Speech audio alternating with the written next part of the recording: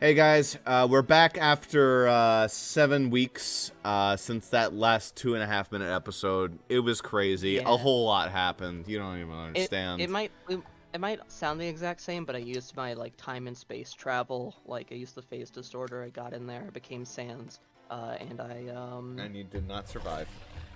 yeah, that's right. So this is Ghost Emily from the past. Yeah, that's right. You know, I should really check to see if the recording failed this time. Oh Because yeah, good point. yeah. All right, let's fucking. No, don't Twitch stream it. Go. That was it. That was the whole line. We had 2 more lines before we were done. Let's go. Anyway, do we have to shove anything in his face, like lanterns?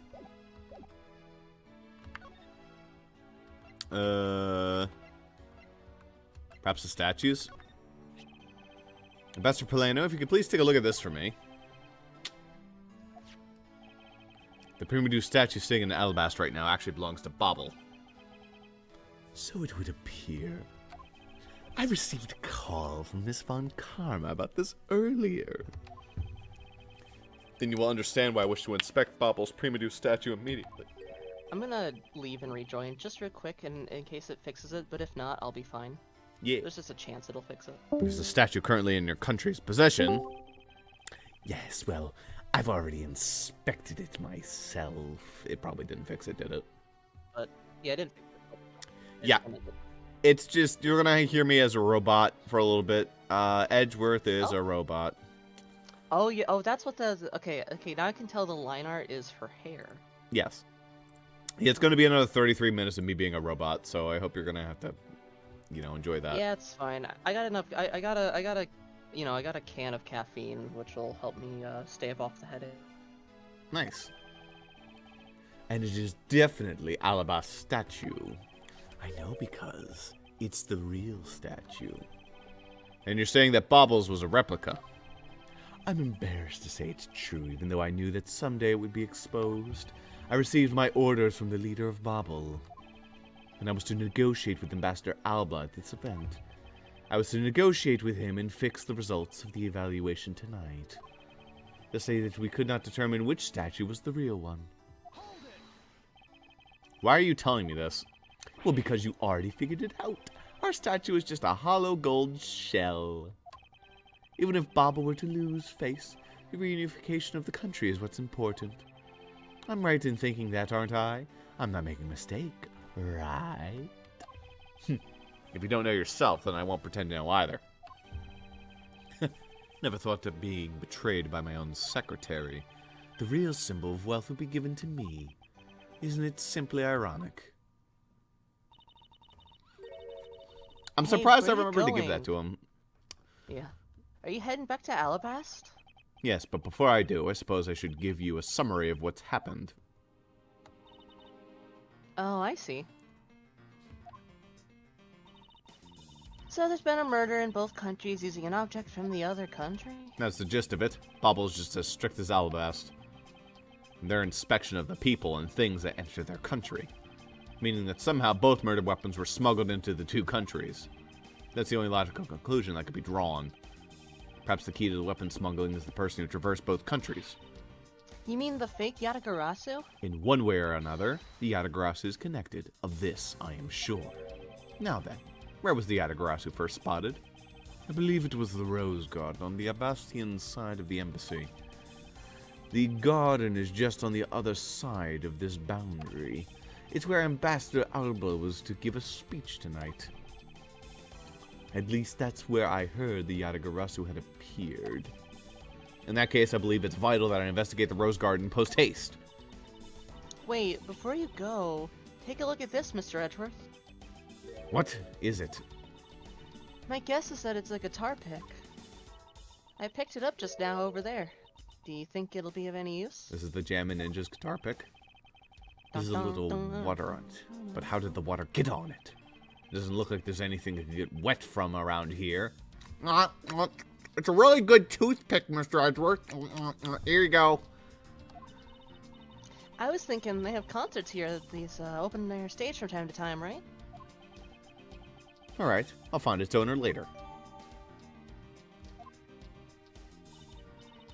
Oh yeah, there's one more thing. Yes. Mr. Edgeworth, will you be willing to hold on to this? What is this? It's misused perfume. It's the bottle that woman left behind and that I found 7 years ago. I thought that one day it'd be of some use in tracking her down.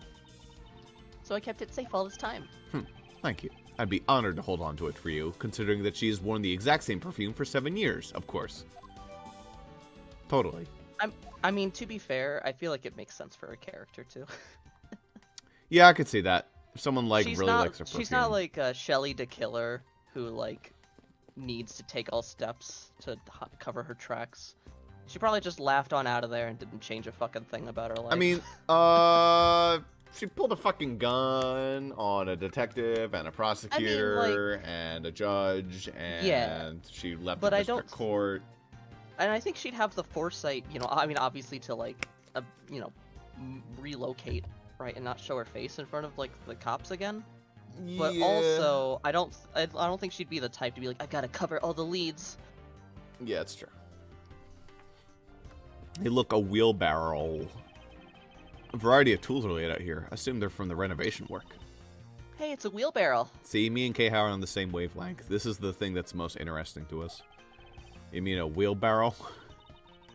But it makes so much more sense my way. Ancient people probably wheeled barrels, right? I highly doubt that's where the word came from. Just let me have one for once, okay? Oh, God. A ladder. Actually, that's a step ladder. They're the exact same thing. No way. From their structure up, they're totally different. But of course, from a thief's perspective, the best kind of ladder is the rope ladder. A step ladder is much too heavy to carry around after all.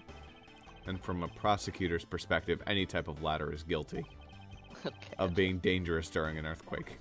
Oh, okay. The actual cement powder is stacked up here. I suppose they're for renovation. Yeah, 'cause I don't smell a drop of gold here, or any other treasure for that matter. Okay, the only scent you should detect in a place like this is the smell of sweat. The smell of sweat? That's Gummy's coat, isn't it? I think you might be mistaken. Besides, that was a bit rude, wasn't it? Was not. I was trying to say that Gummy's a really hard worker. The fact that you took my sentence completely the wrong way makes you rude. Me rude? Perish the thought. Never. Rude? Me? Yeah, Edgeworth would never be rude. It would appear that the stage is scheduled to be renovated. You know, I'd love to perform on a stage like this. Something like the Greatest Great Thief Show. I should think it would be a bad idea for a thief to show their face to the world. Something, Persona 5, etc., etc. So how come so many traffic codes are red and white? I already talked about this, Kay, last time. That's because they're highly visible from a great distance. Oh, is that way? So then the reason you wear that wine red suit is for visibility's sake. Please don't compare me to a ragged plastic traffic cone. Please don't fucking rub your finger on my face. There's a sign here warning passerbys to take precautions about this renovation site. They're really going all out, huh? There's construction going on everywhere. I believe Ambassador Paleno said it was to attract more tourists and visitors, specifically from New Jersey. It reminds them of home. Did you know they've been working on their fucking highway since it opened? And it has never stopped? And they're still fucking working on the highway? Yeah, wow, isn't that crazy? There is just infinite road work in this town. Yeah, it's not necessarily the highway, but it's just a different road becomes, like, unable to be used every month. Infinite and it takes, road like, work. 10 months for it to be good. Highways are great. They require so much to upkeep. It's insane. Yeah, yeah. Which I guess is a good thing, because then it gives a lot of people a lot of work. So, you know, more hours. It would be better if we just, like, all switched to, like, mass public transport, had fucking bullet trains, like in the... Oh, that would be great. Unfortunately, we don't live... like, all 300 people don't live in, like, the size of California. So that's a lot harder. I mean, it would still work. It's just, like, there's kind of an incentive from many, big names not to discourage people from driving cars. Yeah. You know? To be fair, I like driving cars, is the thing. Yes, I know people who really are proponents of mass transport really will be like, no, but actually, if you go to, like, so-and-so country, if you go into so-and-so state, you'll know what true transportation is like. You'll experience the real thing. Like, that's great. Happy for you. I like driving cars. I mean, I think you should be allowed to drive a car. I just think that it shouldn't be like, you know, we shouldn't build our cities so that around here, there's not fucking sidewalks on most of the roads because they just like, yeah, have a car. Have a car. There's a bus line, but it's not great. Yeah, there should absolutely be some more public transport. I believe in that. Definitely for people who either can't afford a car, not to make it like a mandatory thing that people need a car. Yeah, I mean, even generally, like, it just would be a lot better. Like, I mean, not just from a climate change standpoint, but also from a climate change standpoint, it would be good to, like, have the option for people who are like, I could drive to the library or whatever, but let's just make solar-powered roadways. Now it's big brain time. That's right. But what can they do with the new stuff they're building? Hey, what do you think they should do, Mr. Edgeworth? Got your pinky. How about transforming it into a courthouse? Oh. Hey, be serious! My pinky's delicate. But I was being serious. Scaffolding. Just looking at these scaffolds makes me want to climb them. I recommend that you do not try. There was a fire burning here until not too long ago. Yeah, but I think enough time has passed, so it should be alright. Thief Child says, if there is a height to be scaled, then scale it you must. Starting from Thief Child, would you care to explain what you just said? They're having a real time of it cleaning up after the fire. I suppose we should stay out here and investigate the stage some more then.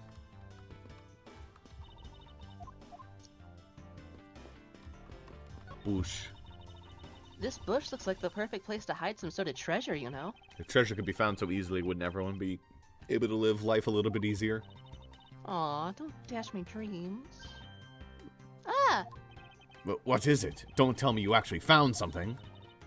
Whoops, false alarm. Ah, how could I have let myself get caught up in her wild delusions? I guess I'm supposed to go down.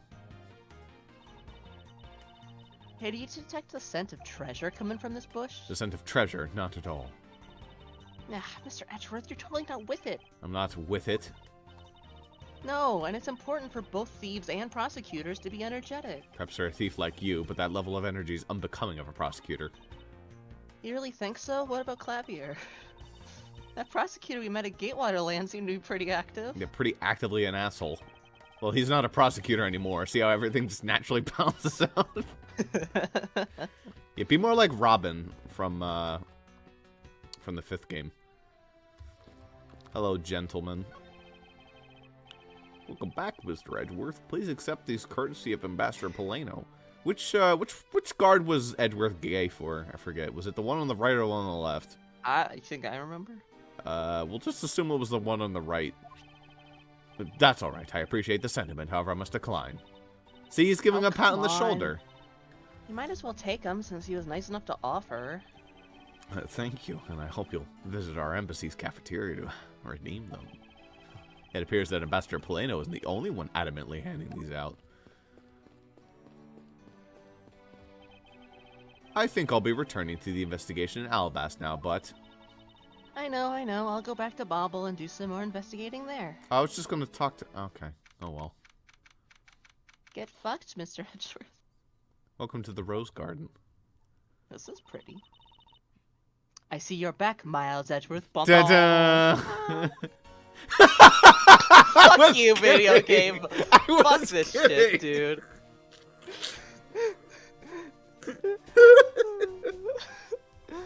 Can you imagine if you played, like, Necrophantasia, like, every time any blue unit walked on screen? Tonight stars an easygoing egotist every time a character. Yeah, yeah.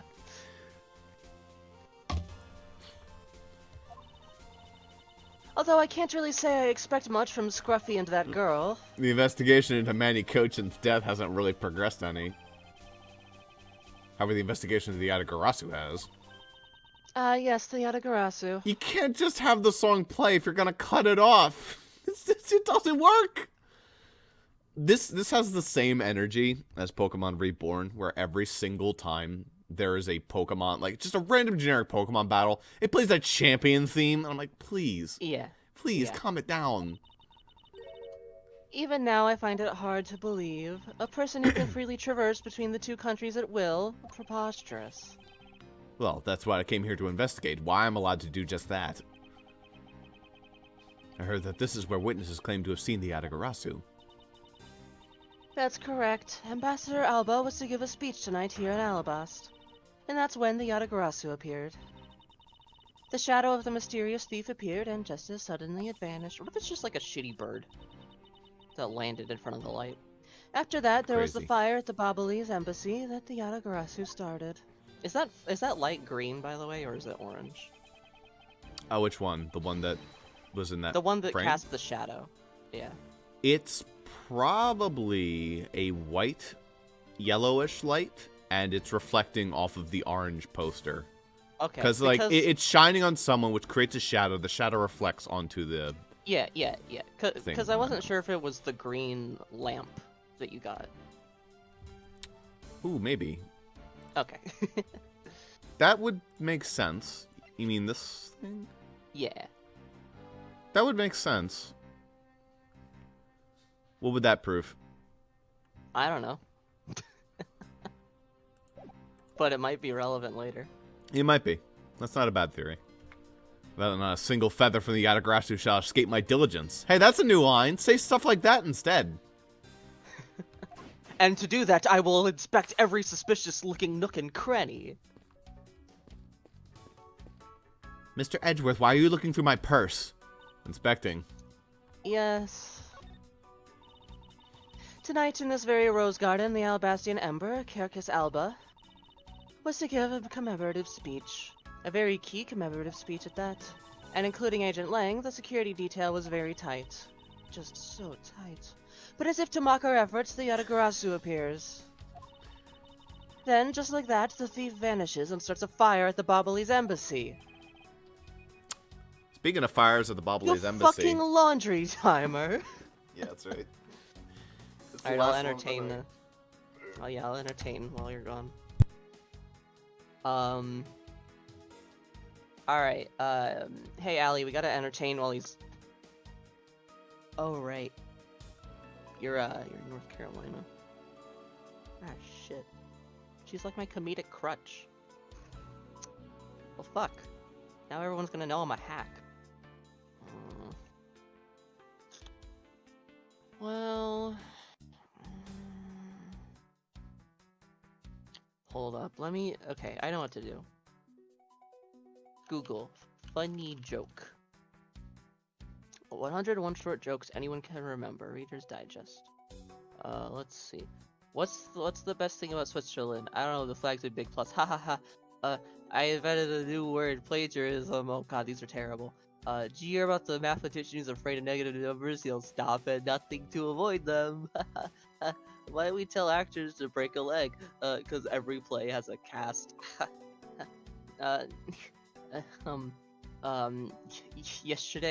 Yesterday I saw a guy spill his Scrabble letters on the road. I asked him what's the word on the street. Hear about the new restaurant called Karma? There's no menu, you get what you deserve. The bear walks into a bar and says, give me a whiskey and cola. Why the big pause? Asked the bartender. The bear shrugged. I'm not sure, I was bored with them. Interesting. Oh, hi. Yeah, what's up? I guess you're reading jokes?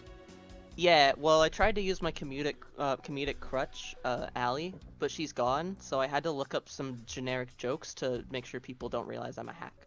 Nice. And you were sure it was the Yatagarasu who appeared here? Of course. But to have slipped by such tight security, and then disappear into thin air, tight. We will need to conduct a very thorough investigation of this area. I just want to see a game where every time the character says, like, tight, they just slam their legs onto the table with, like, tights, and you just go, tight! Security. And it's, like, whip it around the little pedestal they're standing on, and then just, like, you know, return. And it's never commented on ever. Yeah. We need to stop having these thoughts. Yes, my thoughts exactly. In order to find out the truth behind what happened here, I should start by gathering as much information as I can. I don't think there's anything she's going to particularly comment on. I guess perfume. Miss Von Karma, what do you think of this piece of evidence? Well, since you asked so nicely as my subordinate, I'll answer you. Ba ba ba ba ba ba ba ba. How about a peek? Lantern. Samurai dogs. Okay, I don't think I'm going to be getting anything from her right now.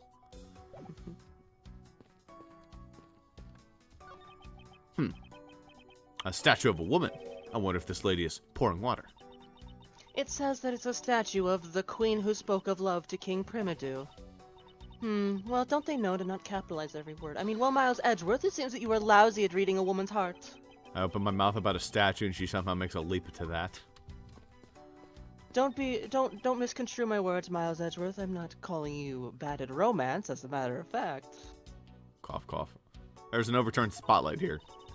When the Yatagarasu appeared, the audience that was waiting for the speech to start panicked. I suppose that's when someone must have knocked it over. Who was standing behind... I guess this is an awful spot to have a speech. Yeah.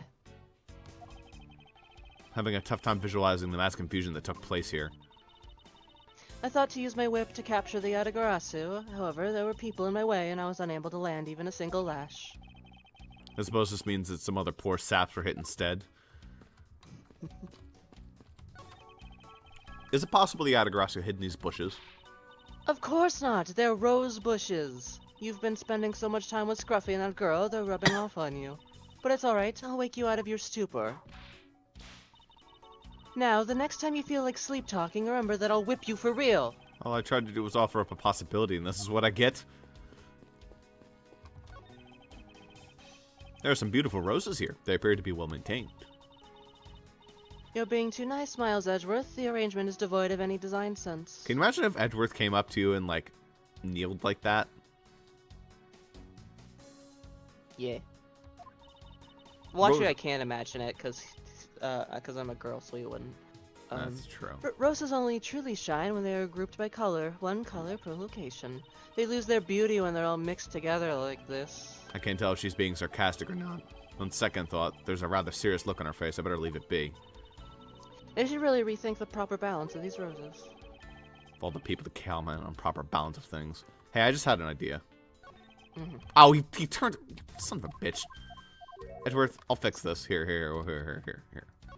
There we go. See? Now you don't have to imagine it. It's happened. It's real. Subordinate. This statue bears resemblance to the Primadou statue. The plaque says, King Primadou in the battlefield, his favorite Smash Bros. Stage. In order to save the Queen, King Primadou put his life on the line and went to war. So Primadou was actually a person of royal blood? I thought he was simply someone imitating a character from an ancient legend. Well, what surprises me is that a real person who looked like the Steel Samurai existed. I suppose that's that, then. There's no overturned spotlight here. When the Yatagarasu appeared, the audience was the ba-ba-ba-ba.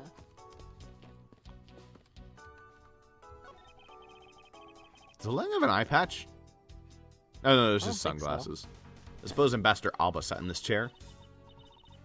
Ambassador Alba is very elderly. The chair was prepared for him should he have gotten tired during a speech. In that case, why didn't he plan to make the speech sitting down in the first place? The ambassador is also quite prideful, that's why. Sounds like my old principal from grade school who'd speak at assemblies. So this is where Ambassador Alba was to give his speech. The stage was set up nicely, however. Where was the audience supposed to sit? Perhaps they were supposed to sit around the edge of the pool. That's such poor planning if there was no place other than a spot or two by the pool. I thought you were at the speech. No. They really should have made seating arrangements like how the gallery is set up in court. Indeed, you can sense that consideration for the viewers was taken with those. So in the end, the speaker and his audience were to stand the whole time, huh? Yes, although I suspect the audience would have liked to sit down after a while. And I can't examine the Cadopian picture.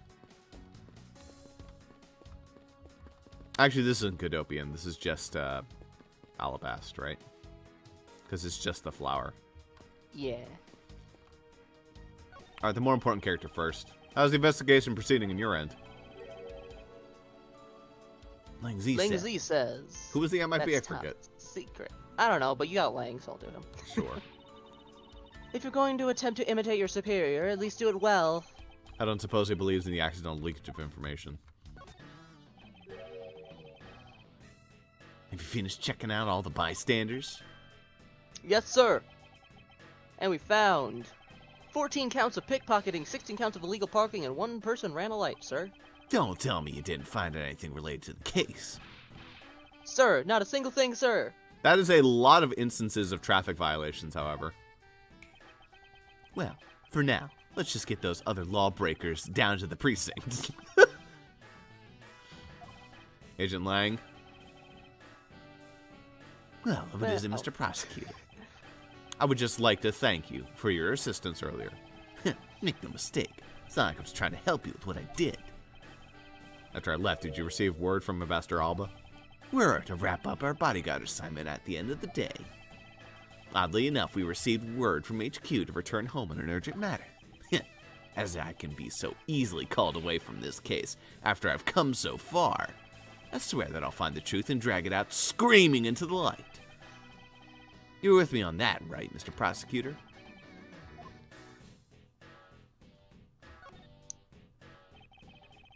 You were working as Ambassador Alba's bodyguard at the time, so naturally you witnessed where the Yatagarasu appeared, correct? Yeah, I saw the thief all right, with my own 2 eyes. Yatagarasu was always there, lurking in the shadows. But when the spotlights were turned on for Ambassador Alba's speech, a shadow appeared. That's when cries of, "It's the Yatagarasu" rang out. Next second, the spotlight went out, and by the time we got the area lit again, the deaf thief had vanished. What if just, like, a silhouette of the Yatagarasu was made as, like, a little black frame? Like, just, like, a little sheet, and then put in front of the spotlight.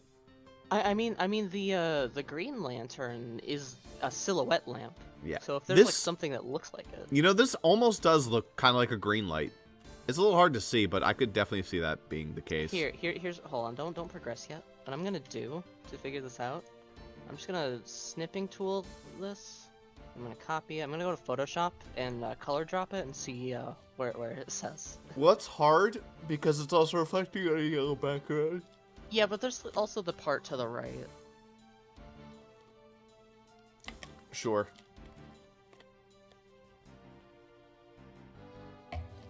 It's like a greenish yellow. Let's see.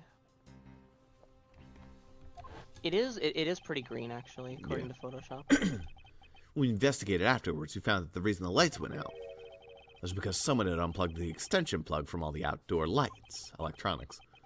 Whether it was someone doing it on purpose, or simply a guest who had tripped over it, we don't know. But one thing is for certain. The Yatagarasu was here. So you're saying that basically all you saw was the thief's silhouette? Yes. If all you saw was a shadow, then it's entirely possible that the shadow belonged to someone else. I guess the writers just forgot I was there. Ha! Good thinking, sis. You just might be right. If it weren't for the fact that there was no one else with that same shape, not among the staff or the audience members. My men have already done a thorough check of everyone, so I know I'm right. Someone else's shadow? That sounds like a plausible hypothesis. I mean, try presenting the silhouette lamp. Agent Lang, I'd like to ask your opinion on this piece of evidence. And it's gonna be this crap again. Yeah.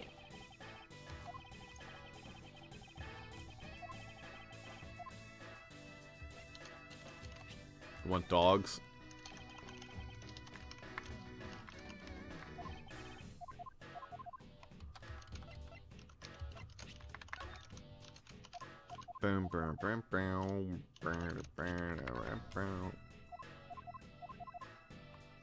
Okay. Are we done here, Lang? Who do you think would win in a fight, Agent Lang or Edgeworth? Probably Lang. I don't know. I mean, Edgeworth has the height advantage. He's not that much taller though. He's not. Edgeworth also has the broad shoulders competition one. I feel like Lang would look better, like he would look more ready to fight if he wasn't like slouched back, arms in pockets. That's true. But also, Edgeworth kind of has that that upstart energy. If you know what I mean.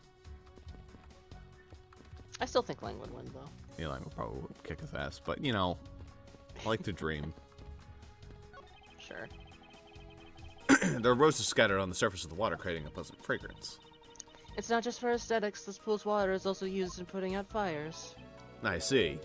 Oh. The pool stopped filling itself automatically. The fountain spouts are set to stay open until the pool's water reaches a certain level. The water is used to put out fires, so suppose it must be refilled to its normal level. How often do fires happen in the building? Like, I mean, it's good. It's a good, like, you know, it's good to have that functionality built into like a decoration. It's better than not having it. I guess, but that's like an oddly specific thing to design. Like, I have these awesome Christmas decorations. I have an inflatable Santa and an inflatable Frosty. And if anyone tries to break into my house, they pull out an automatic AK-47 and start gunning the door. It's great. I love it. It's great. It never really, you know, comes up, but every once in a while, it's pretty cool. Yeah, I wonder how Edgeworth. Which suggests that this pool was recently used somehow in this embassy. I guess I'll take some notes about it just in case.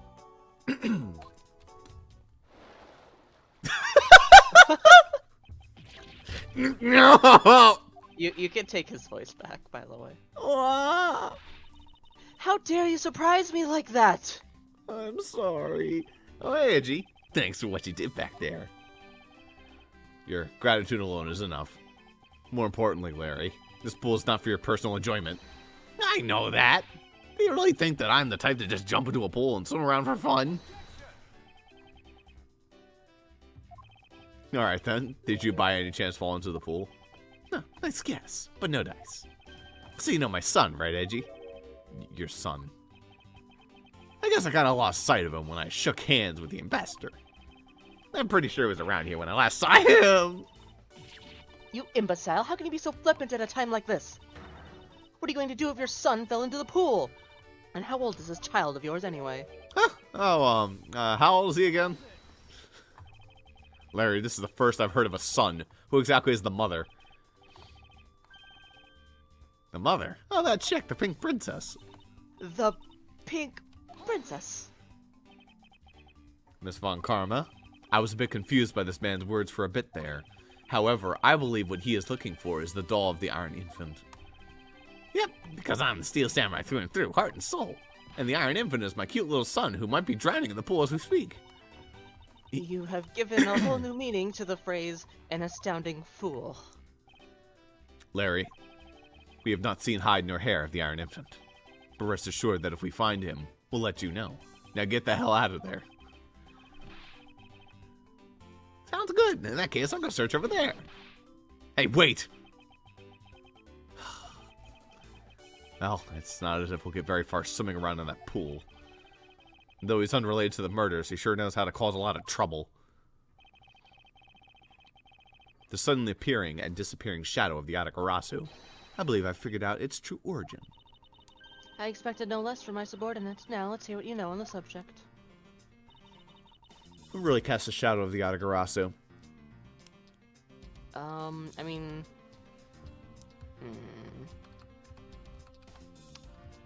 I think they mean, like, what objects the light hit. I don't think it's on this side. The statue doesn't look like you could do that. Yeah. Unless it had something on it. Francisca, if you could take a look at this, don't you find it a bit sus? Not at all, that's just grass!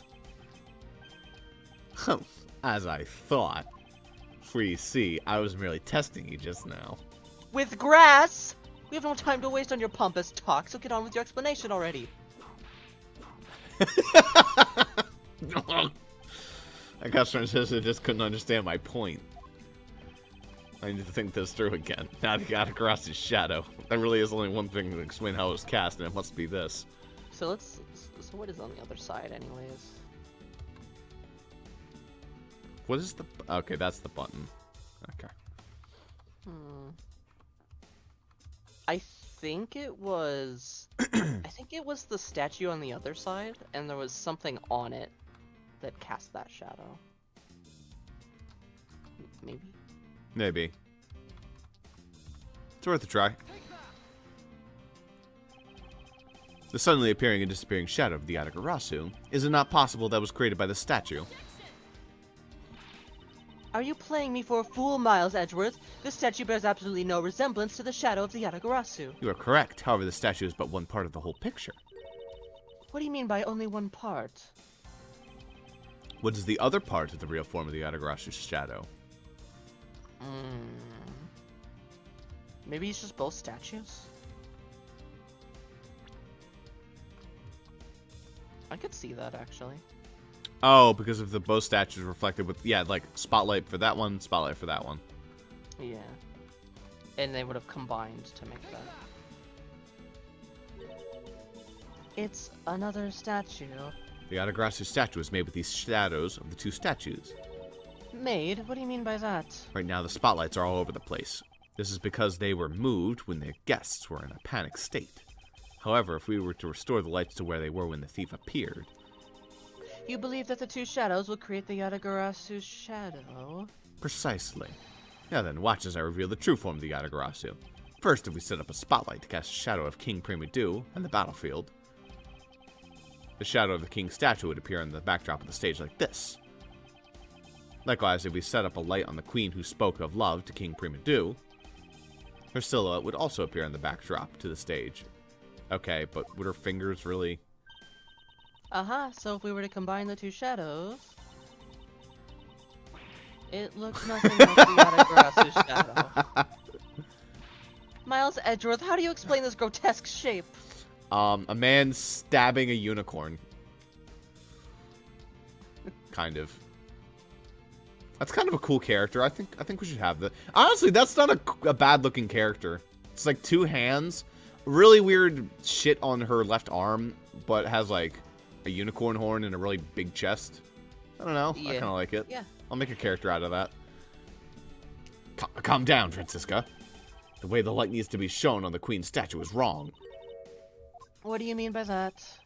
I believe that the whole of the king's shadow needs to be used for this to work. However, in the case of the queen, I don't believe her whole shadow is needed. Rather, the person who created the shadow only used one part of her shadow.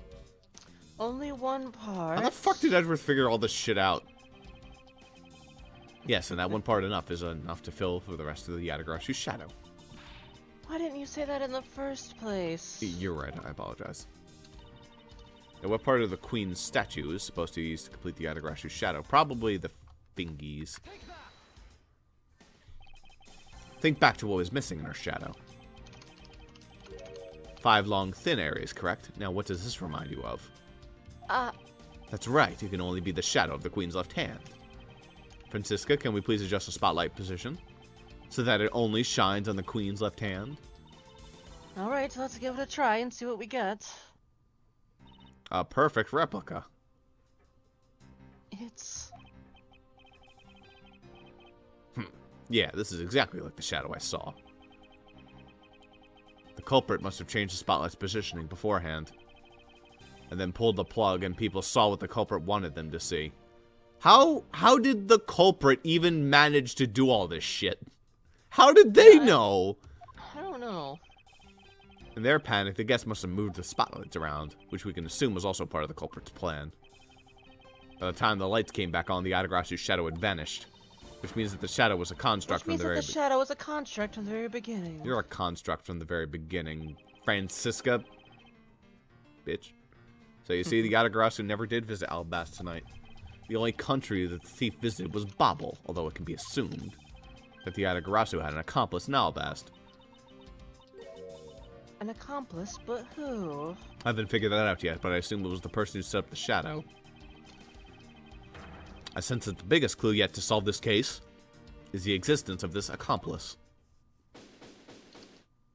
Good investigation, I guess. Yeah.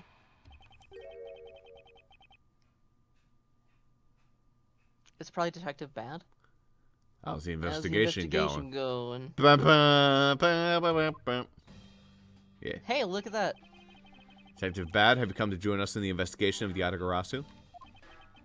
I've lived the murder in Ancient Lang's charge. And my only target from the very beginning is the Yatagarasu. So yes. So, what have you found out? I got a piece of evidence. May I see it? Sure, but you might regret it. We're here because we are ready to face whatever may come. So if you please... Just once I want him to pull a gun out of his jacket and be like, here's the evidence. When people heard the commotion, bystanders started gathering. And one woman claimed, "I'm telling you, I'm a genuine international journalist." She gave me an interesting picture. Oh. I think we can guess who that is. A Yeah. journalist. Well, actually, she is a freelance cameraman. This is the photo I got from her. Uh-huh. What in the world? The Yatagarasu is flying through the air. The times they're changing. I believe they probably use some kind of statue with a rope on it or some shit. It's not just man, but evidence. Even they lie to us now. Oh, it's the Iron Infant being hung by a string and swung. I actually think that it's what it is. Where was this photo taken? Apparently, right after the fires, all the 4th and 5th floors were put out. Nice. Upload's complete, by the way, which means I can close this tab. And maybe... Yeah, you do sound a bit better. Good. Apparently right after the fires on the 4th and 5th fires. I read floors that. were put, you know. It was taken from a nearby building. You can see the embassy from. Huh, I see. So this was taken after the fire.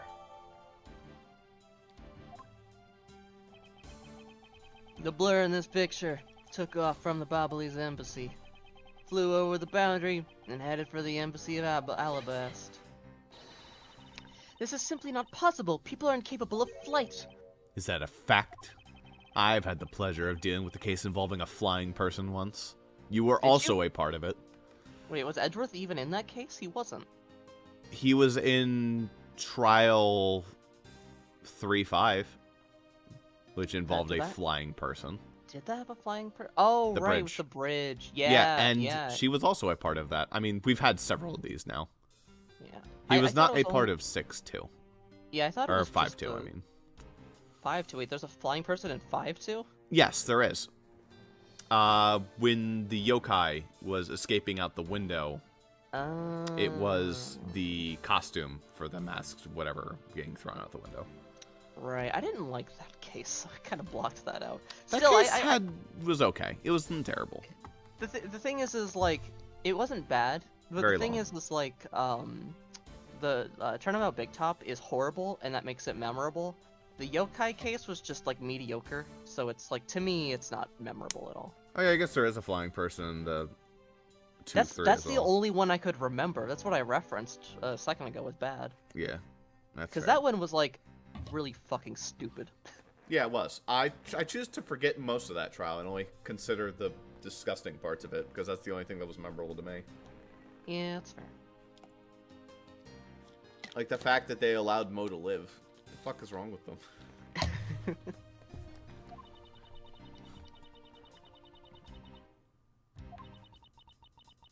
Actually, come to think of it, I've come across a case like that as well. Two, actually. Maybe it happens more often than we think. Am I up to the task of solving the mystery behind this photography? Well, the Yatagarasu took off from the Babalese embassy, so I should start from there. How come every time it's flying cases involves that man, however? Francisca, I need to return to the Babalese investigation for a bit. Alright. I remember my psychology professor in 101 Psych discussing the differences between how men and women tend to do tasks. I'll get back to that thought in a second. I'll continue investigating on this side of the building. Alright, I'm counting on you. It's like, Okay, never mind. I'll still give me another second. Welcome back, Mr. Edgeworth. Now, come on, let's get back to our investigation. Yes, let's. Okay, now. No interruption's good. It's like, men have a tendency, when they start a task, to see it through to completion. So, like, if the task is clean the house, they will spend an inordinate amount of time cleaning one specific thing really well. So they'll be like, I'm going to clean this bathroom. And that's what's going to be, you know, the majority of the time right now. Then I'll go to, like, the kitchen and then yada, yada, yada. But I'll clean it and then I'll move on. While women tend to be like, I'm going to clean the whole house. And they do, like, they'll do the bathroom for a bit. They'll jump to the kitchen. They'll jump, and they'll just jump around until everything's done. And the more I thought about it, the more I'm like, no, I'm definitely more like a girl in that aspect. That's definitely how I clean things. I mean, yeah, whenever you see any, like, psychology thing that's, like, behavior of men and women, it's not a rule. It's not based on anything. It's not even, I'd be impressed if it was even a trend, if I'm being honest. Yeah. Like, that just kind of sounds like some stupid shit that your professors made up. Probably. I don't think she was trying to say that was accurate. It's just what she noticed in her personal life. I mean, that's fair enough, then. But who knows? The more I look back on my childhood, the more I realize that some of the stupid shit my teacher said was, flagged. A little flaggy. A little red flaggy. Yeah. Yeah, oh, my 11th grade English teacher gave off a lot of red flags because we were reading To Kill a Mockingbird, and she seemed to take pleasure in reading the slurs. She didn't skip That was them. my 9th grade English teacher. She was like, I'm absolutely, like, we should be saying this word so we can reduce its power. Like, I don't remember what she was saying, but it was like... And you know what? Okay. If your teacher was black, then that's fine. I doubt they were, though. No. She did, however, have a black gay sister that she talked about pretty often. Okay, that's something. That seems like, you mean, all right. The excuse that my teacher gave, she was like, we should read it as written. We're not gonna censor it. Yeah, and I mean, yes. And don't get me wrong. To wrong. an extent, yes, but also the point of the book is to make you uncomfortable. I get that. Yeah. But there's a certain point where, while I think you should be reading the book in school, when you're like just an adult, just like taking pride in the rating slurs to a bunch of like 14-year-olds, it's like, maybe not. It's the reason where we've gone from celebrating Uncle Tom's Cabin to now being like, oh no, actually the colloquialisms are not, you know, super accurate. They're just insanely racist. Yeah. But it's still a good book. It still has merit, and it still helped a lot of people to I mean, did you on the read side To of Kill not a- being. Oh yeah, Did you I've read read To To Kill Kill a a Mockingbird. It's a great book. Yeah. I love it. Yeah. Every time it comes through on Amazon, I'll stop and read a little bit of it. Especially the trial and the court scene, because that is the best part of the book. I don't remember it fully. The books I mostly remember from school are like 1984 and like First They Killed My Father and stuff. I remember only like bits and pieces of 1984 was one of those books that I did read, but obviously I don't remember too much of it because there's like a whole section that is just so boring in 1984. I liked it the whole time. It's a good book, but there's like that one portion which is just a snore fest. It's like, all right, let's go out and, you know, experience our freedom. And they sit out in the field forever. And it's like, oh, God, please. Can we get back to the torture? That's you when you're trying to go back to making progress in Reborn. Yeah. We go back to the torture. Come on. Yeah, come on. Can we get to the side quests already? What are we doing this shit for?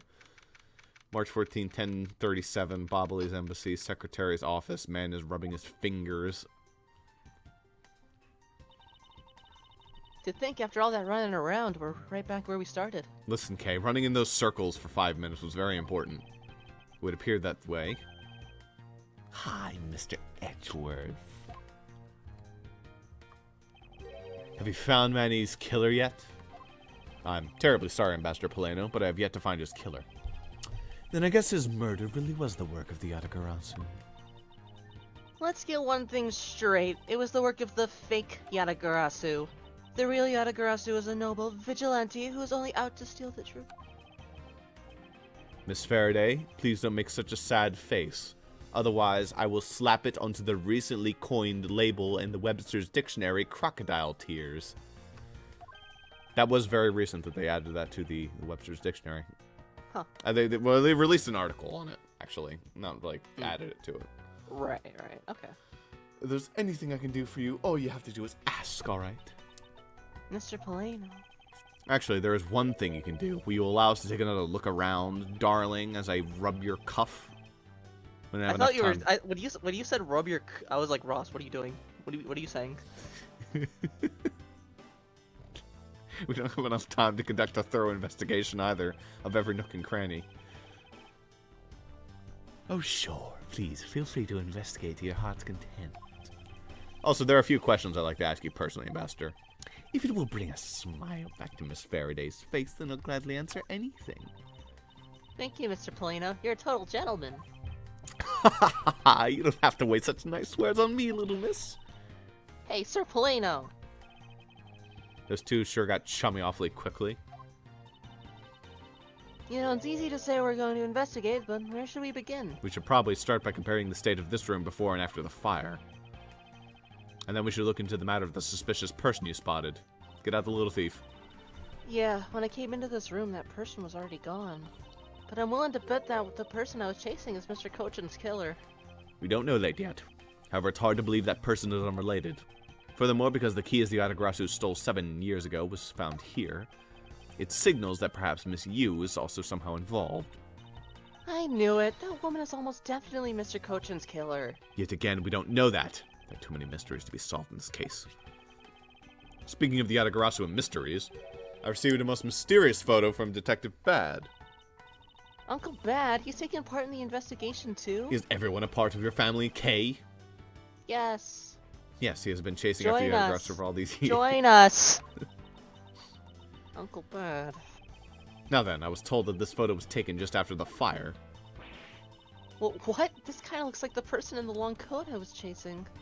Does this mean that I was chasing the fake Yatagarasu after all? I don't know the answer to your question, but I don't think people can fly either. But this could be how that person escaped. Well, we'll need to investigate a bit more before we can say anything about that. How much do you want to bet it's Larry? Just like jumping out of the window for no reason. Yeah, of course. In any case, let's not dawdle anymore and just pick up where our investigation left off.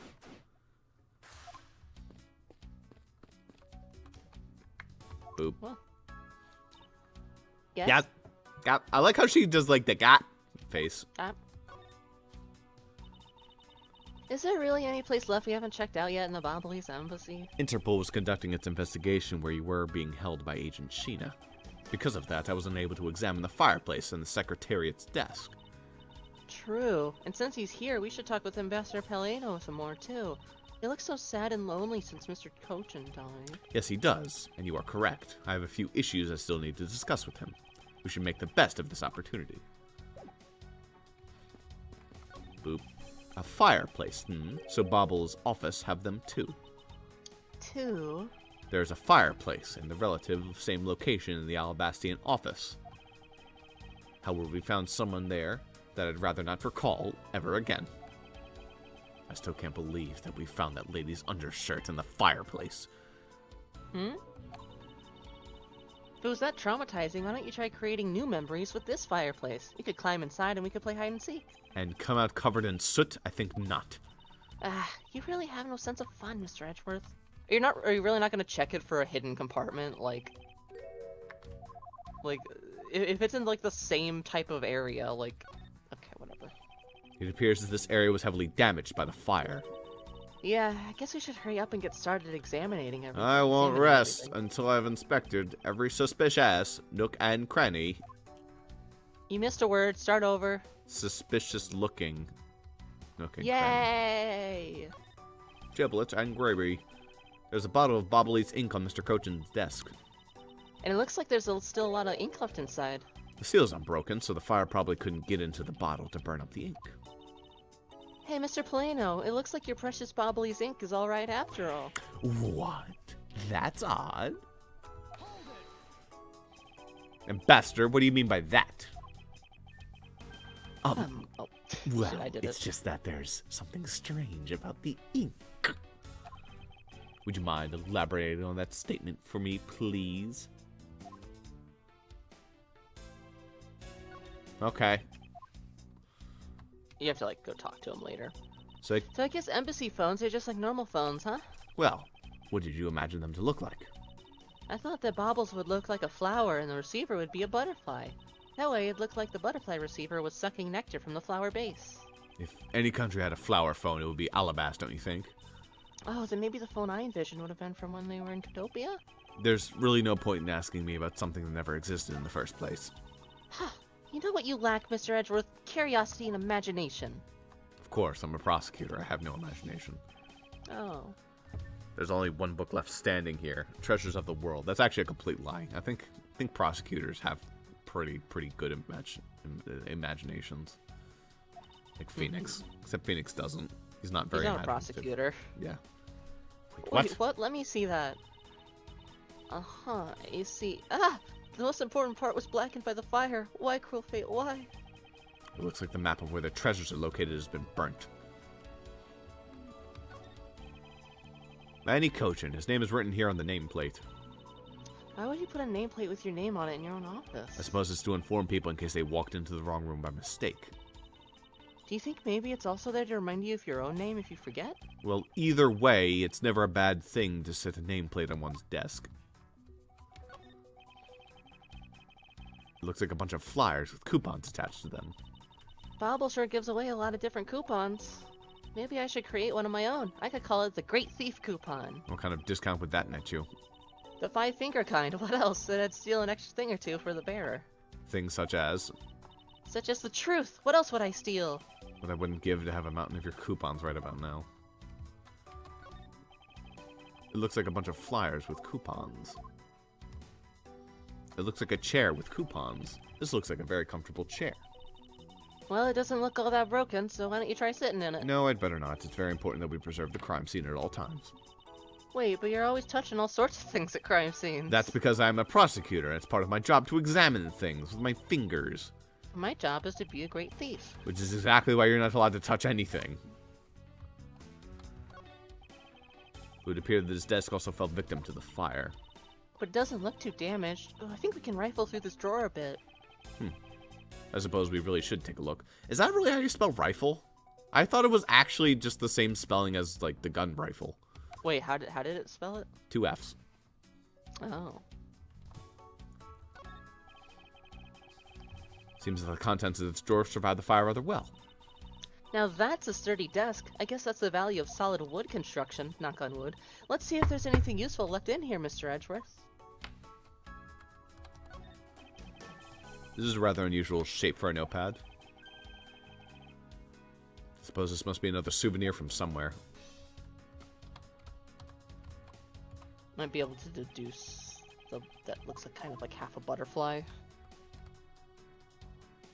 Yes. Spot somehow connected to the evidence I hold? Yes, I think it is, because we had another one right here. Wait, we did? Oh, we did. I just thought it looks like a half a butterfly thing. The shape of this notepad matches the shape of this note we found. Hey, you're right. What is it? It looks like something straight out of Monument Valley. I think it actually is a butterfly, however. Ah yes, this notepad is a souvenir from somewhere in your country. We've been collecting them for the purpose of studying them, you see.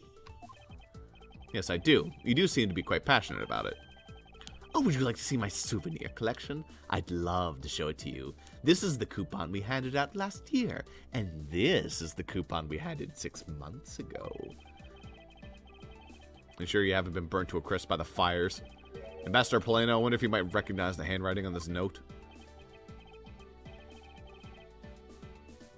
This looks like Manny's handwriting. Let's see, in that case.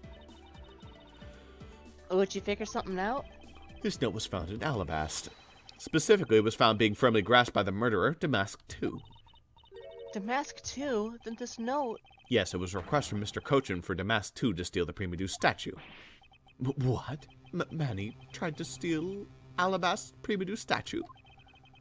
We would know for sure if we could run a handwriting analysis.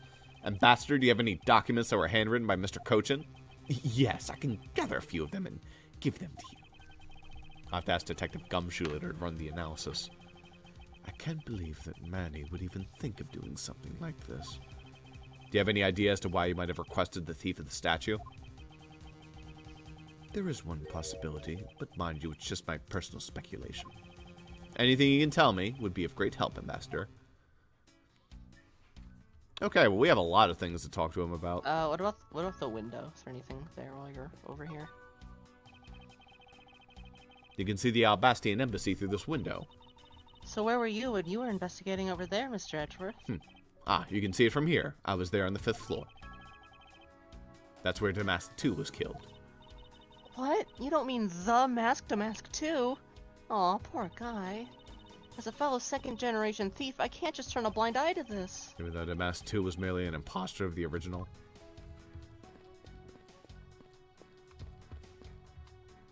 Boop. Now then, Ambassador, I'd like to ask you about your movements before the fire broke out. Before the fire? Which fire are you talking about? Which one? There were more than one tonight? Huh? Oh, I see. I guess you didn't hear about it. We had 2 fires here at the Babalese embassy tonight. What a bother all that was.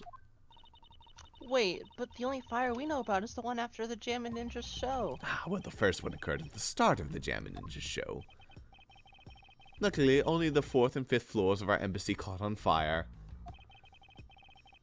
Not wanting to cause a panic among the theater goers, we decided to keep it internal. Then the fire after the Jammin' Ninja show was the second one of the night? Exactly. So the fire I witnessed was the second one. Come to think of it, didn't Detective Bad make reference to the first fire? When was this photo taken? Apparently, right after the fires, on the 4th and 5th floors were put out. I suppose this means that the photo was taken just after the first fire was put out. Interesting. So then, what was the extent of the damage in the second fire? The second fire was contained to this floor, the 3rd floor. I think it was leftover embers from the fire on the floors above it that caused it. That's, how should I put this? A very bad stroke of luck. My office on the 5th floor, Manny's office here, and Manny himself, all gone in the blink of an eye. Fires and Bobble's data jotted into my organizer. I feel so sorry for you, Mr. Pellegrino. Oops, look at me going on. Now then, what was it you wanted to ask me again? We were discussing what your actions and whereabouts for today were, and if you happen to know what Mr. Cochin's actions and whereabouts were as well. Yes, well, very well. Let's see, I've been quite busy all day from morning until now. First I woke up, and then I brushed my teeth. After that I had a roll for breakfast. Fascinating. How about if you just skip to the relevant parts? Oh, you'd like a condensed version. All right, I can do that for you as well. Oh, God. So when did Mr. Cochin and you do this morning? Well, originally we were supposed to meet and shake hands with the Jammin' Ninja, but Manny and I wanted to turn it into a photo op, so we were here tidying up our office. You helped clean Mr. Cochin's office? Why were you not cleaning your own? Oh, I think I forgot to mention this, but my office is currently undergoing renovations. Which is why both the Primidu statue and the Babalese knife set are down here. I see. Oh, but the tidying didn't take much, really. We just burned some files we were no longer needing and expired coupons in the fireplace. Not suspicious at all for a company to suddenly burn a shit ton of files. No, no, no! I bet cleaning up the fireplace must have been a real pain, though, huh? Oh, about that. I kind of forgot to clean the ashes out. Ha ha ha ha.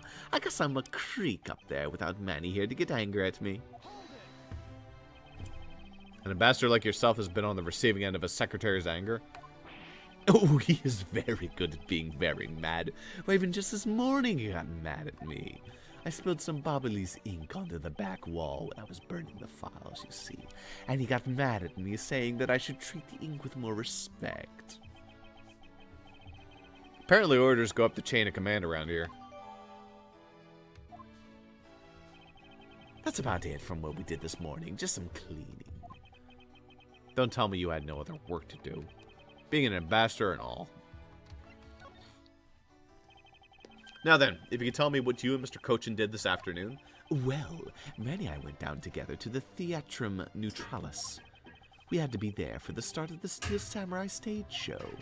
After the show started, I went back to my office on the 5th floor alone. So they were together until the start of the Steel Samurai show, huh? A little while later, after I'd been straightened up a bit, I returned to the theater. Because I was to take part in the photo op on stage at the end of the show. There was a commemorative photo op at the end. It was a fantastic photo of the three of us, Ambassador Alba, the Steel Samurai, and myself. After the photo shoot, I went back to my office on the 5th floor to prepare for my handshake photo op with the Jammin' Ninja. He seems to be rather overworked as an ambassador. When I got to my office, that's when the first fire broke out and I escaped down the stairs.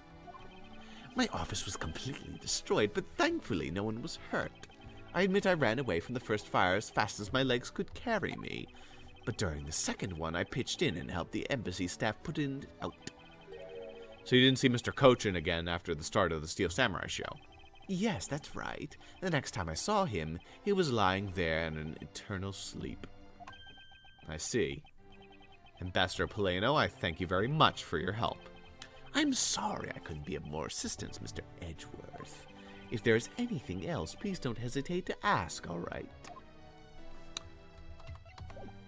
Oh, okay. I guess we're taking a break. There we go. I wonder if you might tell me what you noticed about Mr. Cochin's bottle of ink. I just thought of it right now, but... During the second fire, Manny was worried about his office, so he came rushing back to it. I called out to him, and when I received no reply, I used my spare key to open the door. But when I did, I was greeted by roaring green flames. The flames were so big that I wasn't able to see into the room at all. The fire was green. What was the cause? Well, wit crystal oil burns green when it's lit, as you can see by this lantern. Huh.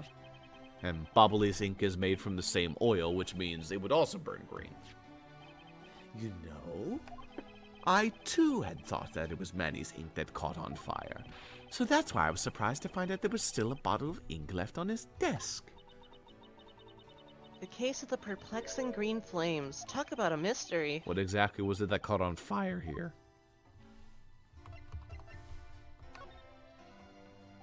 I believe that you said you might have an idea as to what Mr. Cochin hired Damask to. Actually, I fear it may be my fault. As I was telling you earlier, we were to determine which statue was the real one as part of today's event. But because of the Yatagarasu and the fire here, that got cancelled, didn't it? Ha ha ha ha. I'm actually relieved the rest of the event has been cancelled. For you see, Bobble's statue, well, it's just a replica. And did Mr. Cochin know that about Bobble's prima-due statue? Of course he knew. That's why he was the only person I could consult with. We'd have to do something once our statue was revealed as a replica. As to be expected, I was very nervous today, as this would impact our country's authority. Yes, I understand. Well, when I told Manny my concerns, he said, "Let me handle it. It'll be all right. I'll find a way to make sure you're the ambassador of the reunited Codopia."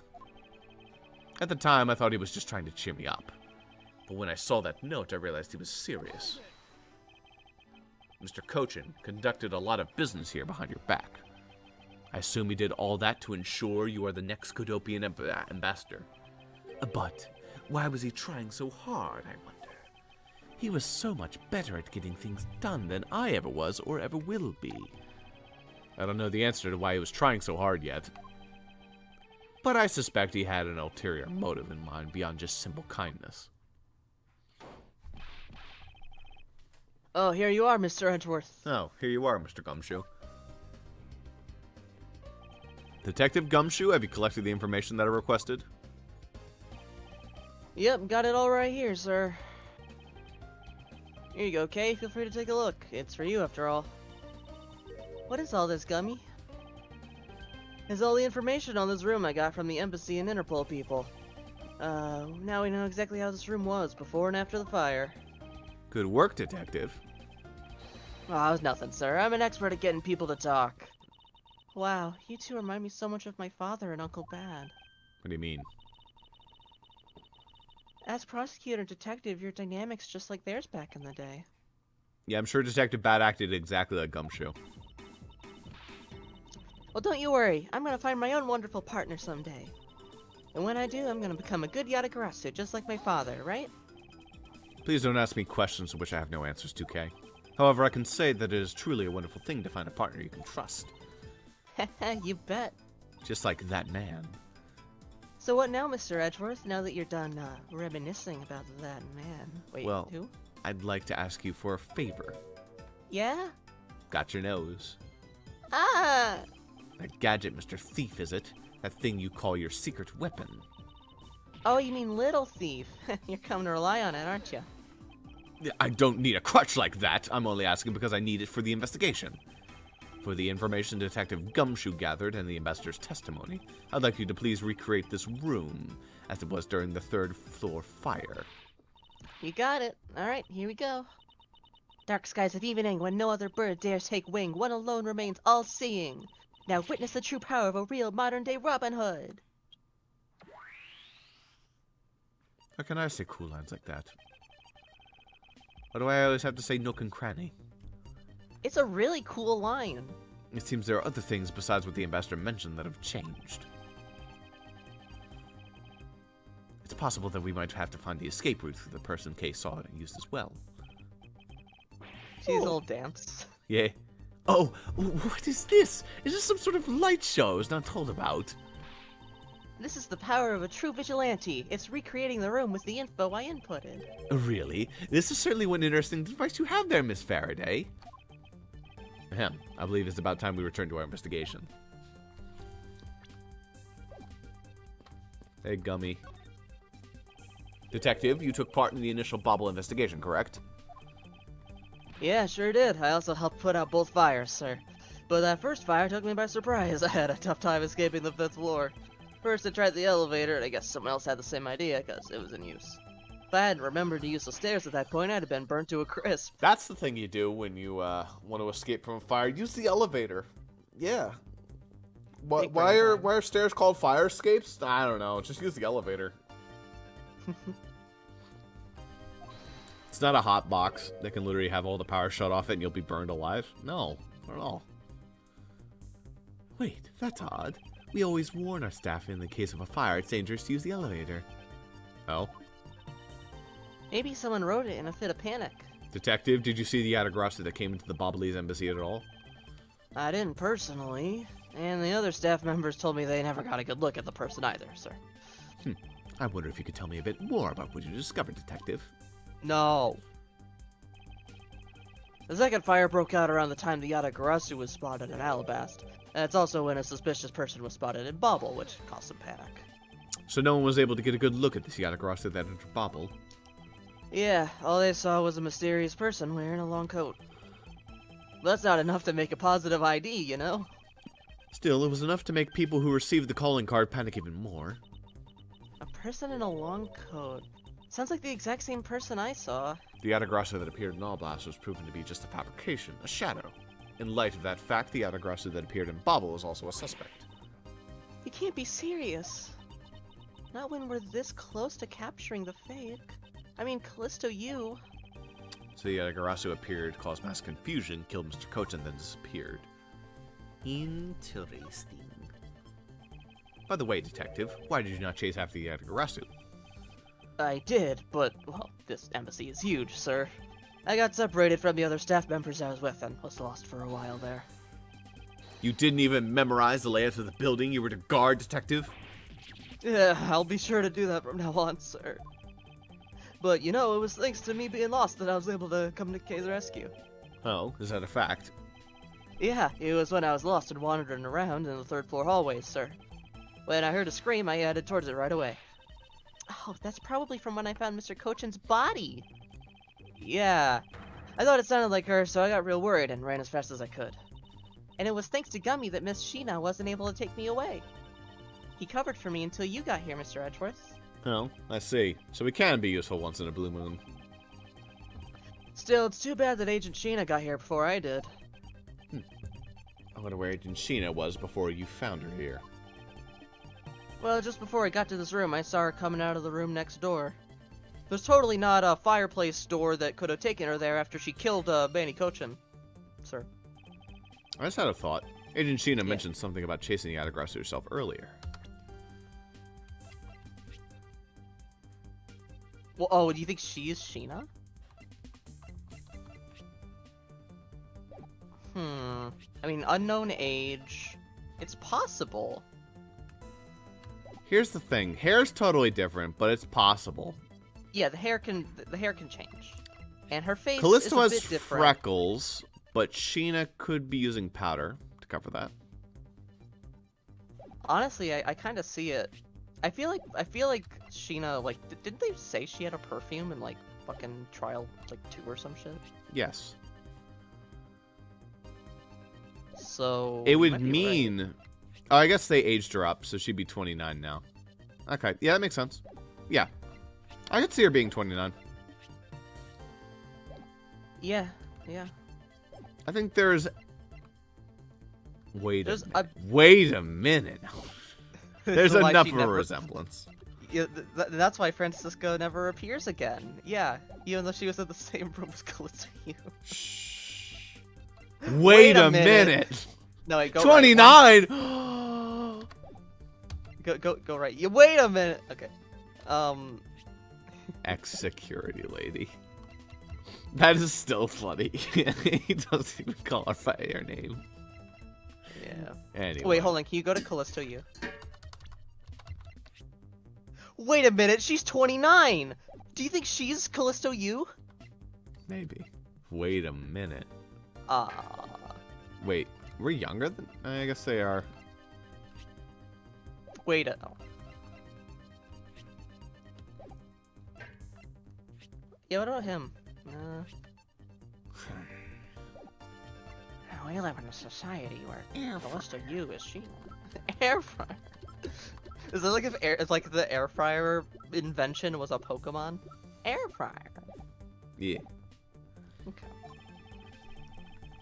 Well, she apparently helped in putting out the first fire. Then during the second fire, I heard she was busy chasing the aggressor. She seemed to be a very dedicated agent. You would do well to learn from her. Why are you pointing at me when you say that, sir? And coach. The nation symbol of Bobble is drawn here. Oh, I thank you.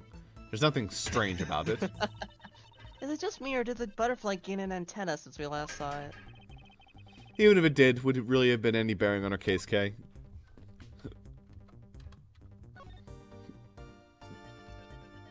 No. Okay. Just for investigating. It's the charter maids of the falling ceiling fan. Oh, I've seen a few of these before. They spin around and around and play music. I believe you're thinking of a musical mobile for babies. Yeah, that's it. But they're nothing alike. They're totally alike. They spin those babies right around like a record. Okay. I see. I guess I can see how you might think that. These must have been the large green flames Ambassador Palena saw. With flames like these, it's no wonder you couldn't get in. Okay, by the time you came into the room, had the fire already been put out? Yeah, the fire had died out or something by that time. And this fire in here only burned from the time the fire started on the 3rd floor, until the Autograsso appeared and caused a stir and bobble, I suppose. I guess Mr. Paleno was just lucky enough to run into this fire as it was burning, huh? Yeah, lucky is a word for it. Yes, you could put it that way, and since you were the first to discover the body, we can assume that no one else entered the room until that time. No one other than the person you were chasing, of course. I knew it. That person I saw was definitely up to no good. I mean, that person could even be Mr. Cochin's killer. That is very likely to be the case. After all, that person came into the room before you, and must have chosen this room precisely because they knew no one would be in here. Okay, then maybe the green fire was where it was to prevent anyone from coming in. But then, what did the person set on fire to make the green flames? Well, whatever it was the person burned, made a rather sizable fire. And since the fire's green, well, we've seen something that burns green, right? It's a bit tinier than these flames, but you get what I mean. Yes, and I believe that's what you're thinking is exactly why these flames are green. Fire-related piece of evidence burns the same color as these green flames. I mean, I don't think it's the ink because like they made a point to say it might be the bills which are made with the ink. Yes. The source of the green Alright, in these flames now- is related to this. Oh, really? Emily, you fucking idiot. Well, I don't think they're related at all, dumbass. Oh. Oh yeah, those are missing, aren't they? Well, if they're missing. Sorry. It really isn't related after all. It must be the lamp then. Hey, you honestly apologized this time for being wrong. Well, I'm always honest. And that's a good thing. Now just keep on doing it. I need to think about this a bit more carefully. Because, like, I don't think they would, like, why would they ask you if they just established 10 seconds ago that the ink burns like that, you know what I mean? So it's probably the lamp. That or this just isn't, like, designed well.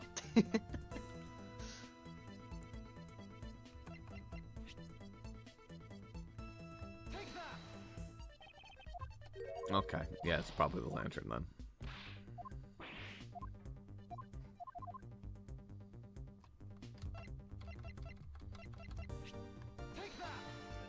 There we go. This silhouette lantern, its green flame comes from the white crystal oil it's burning. Yeah, that's the fire I was thinking of too. I love the green it gives off. I think we now established that the green flames are caused by white crystal oil. Furthermore, we know that there's only one other thing made from white crystal oil. Oh, you mean that thing Mr. Polino was mistaken about, right? Yes, precisely, as we found out early in our investigation. What? I don't get it. Can you fill me in, sir? Fine, I suppose. I'll explain it in a way that even you can understand. This is the thing made from white crystal oil that Ambassador Polino was mistaken about. So now you say the ink. So it's still they still stupidly make you present the ink. Yes, that's right. Bubbly's ink is made from white crystal oil. Ah, so it should burn the same color as the flames in the lantern, right? Yes, precisely. Yeah. Oh, but the green flames in this room were not from the bottle of Bubbly's ink. Because we found the ink Mr. Cochin used on his desk, right? Yes, however, we know that Mr. Cochin was smuggling the ink in massive quantities. And what do you suppose he made using all that ink? Okay, I was just getting ahead of myself. I believe what he made with the ink is the answer to what gave birth to the green flames. Oh yeah, I'm beginning to really feel the energy coming from you, Mr. Edgeworth. Huh, it would appear that I finally found it, the smuggling ring's real goal. Made of Bubbly's ink, this is the source of the green flame. And so it's the bills. Yeah. Boop. Boop. What will consume that great of a volume of ink to make? That would be the counterfeit bills that the smuggling ring made and are circulating in Zhengfa. You're kidding! You're saying that it was Mr. Cochin who made the counterfeit bills? I am. I believe you could even go so far as to say that he stole Bobble's printing press. Ambassador, Mr. Cochin had permission to freely use the printing press, correct? Why, yes. And I do believe I remember seeing him use it in the middle of the night. But never did I think they were doing it for such a foul deed. Ambassador, because of your secretary's crimes, you'll need to be investigated as well. Yeah, yes, I suppose so. We've caused a bit of trouble for a few countries, haven't we? It's my duty to search out any and all who shielded Mr. Cochin and concealed his crime. For they are the ones who started the fire in order to destroy the evidence. And somehow that resulted in Cochin getting killed. But, you know. That is a thing. Definitely a thing.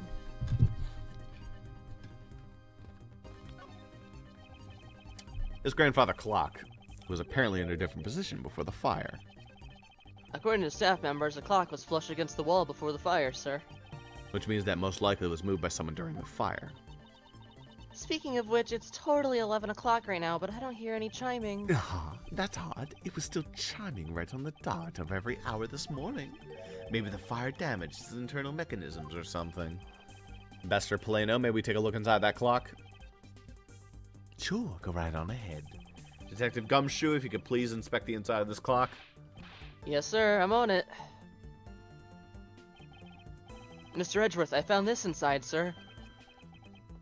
It looks like a length of wire. So this is what caused the clock to stop chiming. But what was this long length of wire doing inside the clock in the first place?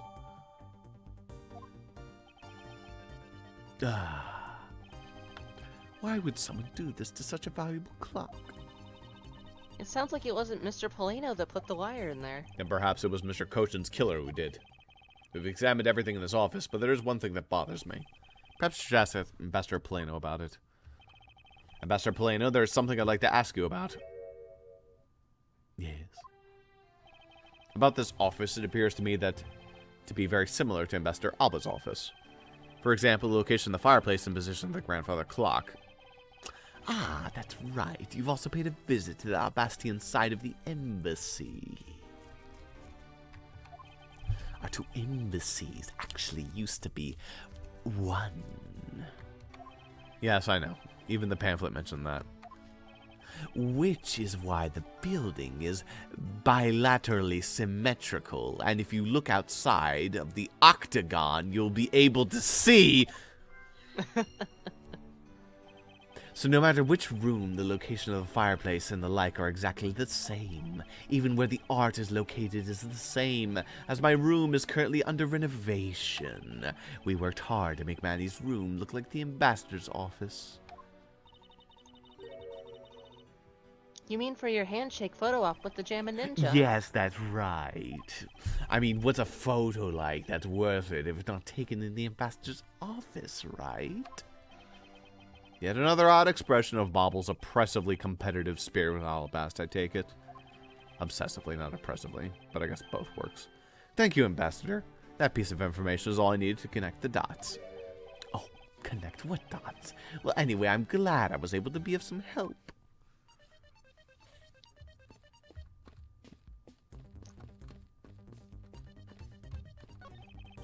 That looks like a very comfortable chair. Well, it doesn't look all that broken, so why don't you try sitting in it? No, I'd better not. It's very important that we preserve the crime scene at all times. Wait, but you're always... Ah, fuck, sorry. Because I'm a prosecutor's job, I examine things. Skip my fucking line. Sorry, it's the same as always. Oh, it's the same dialogue. Okay. Yeah, same dialogue. It appears that the desk is larger and changed from before the fire. Yeah, I just got a little burnt, that's all. It's a very fine desk. I'm sure that even now it's still usable. If it's that great, why don't you trade your desk with it? Well, I No. emphasized that weirdly. It was just a suggestion. You didn't have to get all monosyllabic on me, you know? Fireplace. So Bobble's office must have them too. Yeah. Was the curtain any different? Or did you... I haven't tried that. Okay.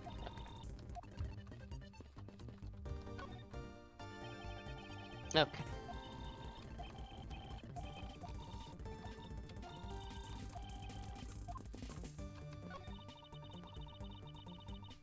So Bobble's really into pushing the tourism industry, huh? Yes, it would appear that way. You know, I'd really love to take a trip. Hey, why don't we take one after this case? Do you already have a destination in mind? Well, ideally I'd like to go someplace where I can continue my thief training. Well, if you want to learn the fine art of stealth, perhaps you should visit the studio where they made the Jammin' Ninjas TV show. Hey, that's actually a really great idea, Mr. Edgeworth. I can't believe she took me seriously. Your safe wasn't open at the time of the fire. You could tell because the inside wasn't burnt, right? Yes, and thanks to the safe's fire resistance, the smuggling evidence was preserved. Aren't safes great? They always hold the wonderful promise of treasures within. Well, this one certainly didn't have a few inside.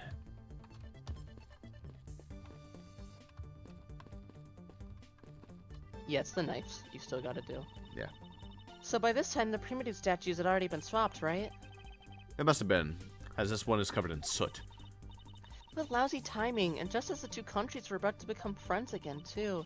It would have been better if I'd stolen it than for it to get caught up in that fire. Okay, I think you understand your sentiment. However, if you were to engage in theft, I can't look the other way, right? If you could please stop stealing my lines. That's my line, actually. It looks like one of the Bobbly's knives was already missing before the fire began. I can tell by staring at Gumshoe. So it would seem, especially since the other 2 knives handed were burned away. But The remaining handle was swapped out with the handle from the real murder weapon, and Bobble's national treasure was stolen. Poor Bobble, don't you think? I'm not sure I would lump the replica statue in with those rest of Bobble's woes. No, I just noticed something. No, those are boots. For a second there, I thought she actually had really short boots, but really long, colorful socks. But no, she has big boots. Is there anyone else I have to talk to?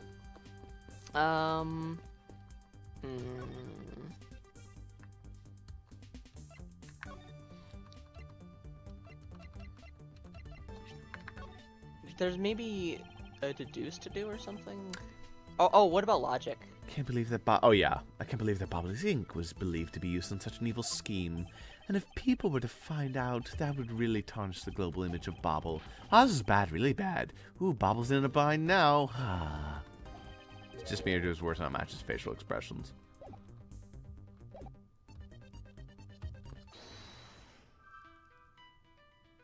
Okay. Connected fireplaces, Sheena's location? Or bilateral symmetry connected fireplaces is what you probably want to start with.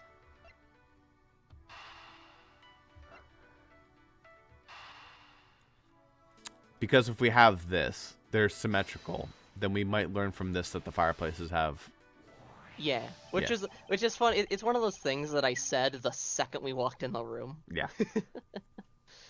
The Alabastian and Bobbly's sides of the building are symmetrical to each other.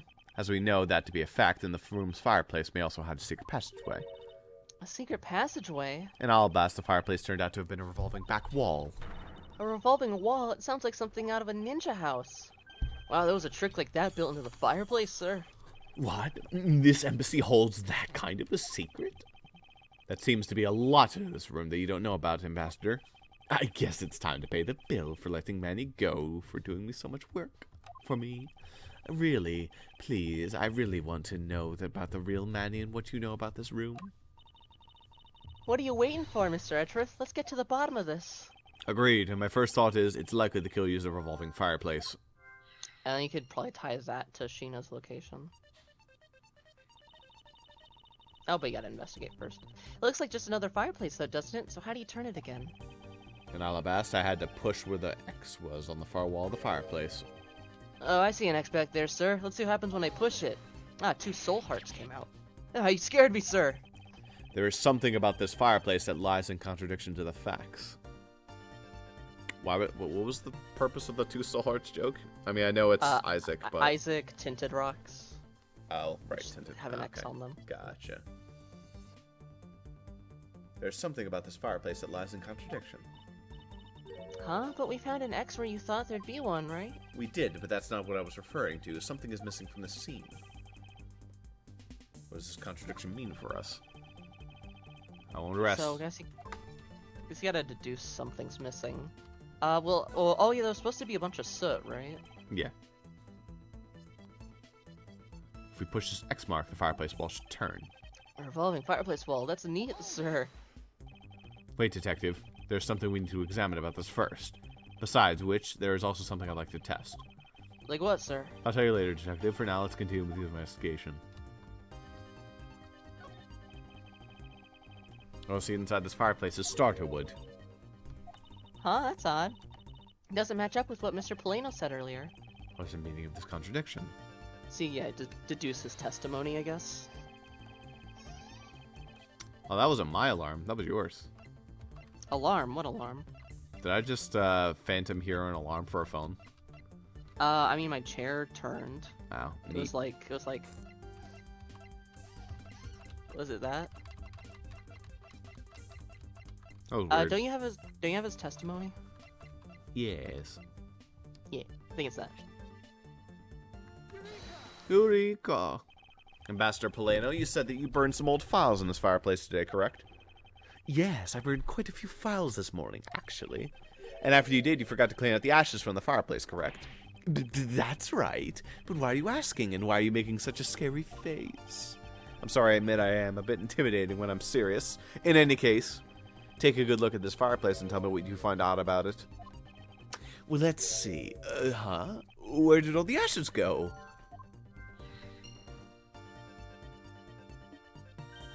The ashes were cleaned out so Sheena wouldn't get a bunch of ash on herself when she snuck through. What is the meaning of this, Mr. Edgeworth? Or I guess, whoever the Argosy is. But Sheena was in the adjacent room. Yeah. You don't really think the Bastard Polino is lying, do you? No, there is no reason for him to lie.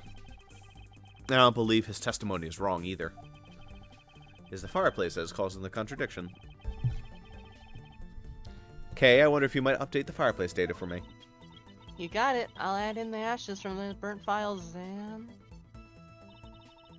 Sounds like we've pretty much figured everything out now, huh? Well, it was nothing. All I did was follow where the leads led us. Oh, I sense it coming on. You're about to dazzle us again, right? Oh, you mean that? Well, it's what Mr. Edgeworth is known for, you know. There's really no need for you two to dance around the name of what I'm about to do. We always do that. I love dancing. It's when you press left and right, back and forth, a ton. Yeah, like that. Now Yeah, that's check right. the fireplace, maybe? I don't know.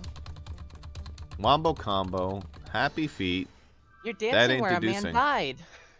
Oh, yeah, that's true. I remember mentioning that I go back and forth on how I pronounce either and either.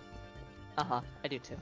But I've noticed that instead of going back and forth, what I do is on certain days I'll pick a way to pronounce it, and then I'll just use that for like the whole day, and then the next day it changes. So today I'm in an either mood. Usually I'm in an either mood, so... I feel like I do that too, with a lot of words that have, like, pronunciations like that. Anyway. I already checked this area earlier, but it never hurts to take another look. So I guess we're probably just logicking then at this Yes. point. So probably fireplace used missing ashes. Yes. So they wouldn't get ash all over themselves, presumably. The reason as to why the ashes are missing is simple. It's not because someone cleaned them up, right? No, because even if someone did sweep them up, the fireplace is too clean for that. Ambassador Polino said that he spilled some Bobolese ink while he was burning the files. And yet there's not a trace of the spilled ink on the back wall anywhere. Well then, I don't know what happened. Well, I'll tell you what happened. The two sides were switched. Oh. By using the revolving fireplace wall, the ashes were moved into the neighboring room. Which means that this is a clear indication that the fireplace was used. Very dumb of them to not re-rotate. Yeah. Then you mean the person I was chasing disappeared from this room through there? Yes, I believe the person you were in pursuit of is Mr. Cochin's killer, and after committing the murder, escaped through the fireplace. So They then revolved that it, and then Sheena- she could hear the scream and then walk out of that room and go, yep. Okay. I'm pretty convinced it's Sheena at this point, and Sheena is you. Wow, well, thank you. I think that's a compliment. Wow, Mr. Edgeworth, you figured out the killer's escape route. I do that for route. I say route or route, like, differently. Yeah. I think route and route are two examples where, like, I have specific times where I would say it. It was like, when you're en route, I wouldn't say you're en route. Yeah, When you I route guess the so. enemy, I mean, well, route is a completely different word. Yeah. I usually say route. So, like, when I said route there, I had to, like, double step. I was like, wait, hold on. I almost always say route. Like, I say Route 101 or Route 30, like, for Pokemon, they're routes. Yeah, I usually say route for Pokemon. But sometimes I do say route. I do, like, for if I'm driving, I'll be like Route 1, or like Route 295. Stuff like that. Yeah.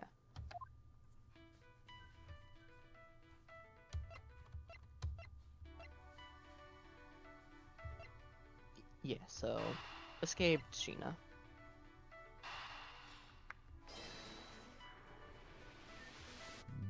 Boop.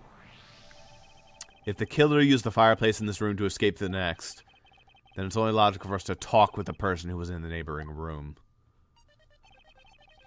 Well, the person that was in the next room was... Oh, it was that person, sir. Yes, Detective. Agent Sheena.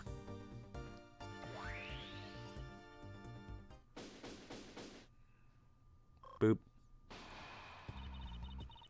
It's looking more and more like Miss Sheena is the killer, isn't it?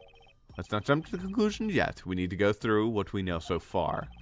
She came running straight into this room from the next one and instantly accused you. Furthermore, she claimed that it could only have been you that killed Mr. Cochin.